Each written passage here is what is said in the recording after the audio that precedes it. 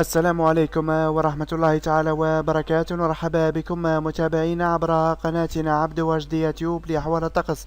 نقدم لكم نشرة جوية عاجلة وتحذيرية من خطر تشكل سيول وفيضانات في بعض الأودية والمناطق نتيجة أمطار غزيرة معتبرة وتساقط لحبات البرد يوم الثلاثاء 21 من شهر سبتمبر 2021.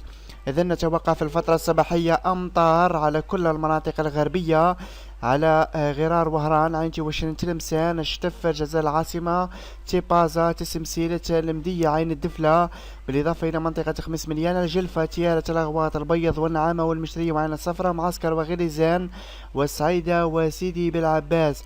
خلال الفترة ما بعد الظهيرة إلى المساء نتوقع لأمطار معتبرة جدا على كل السواحل الوسطى والسواحل الشرقية من ولاية الطارف، عنابة، سكيك، دجيج، البجاية، تيزي وزو، بومرداس، الجزائر العاصمة، البوليدة، البويرة، برج بارج، ولاية سطيف، ميلا، قسنطينة، قلمة، سوق هراس، البواقي، بالإضافة إلى ولاية المسيلة ولاية الجلفة أيضا قد تشهد أمطار معتبرة جدا.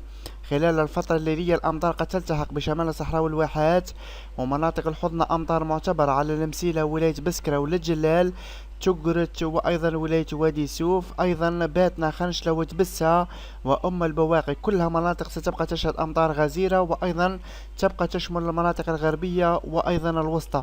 الحيطة والحذر متابعين من خطر تشكل سيول وفيضانات قوية في بعض المناطق. كل الخير إن شاء الله نتمنى للجميع، والسلام عليكم ورحمة الله تعالى وبركاته.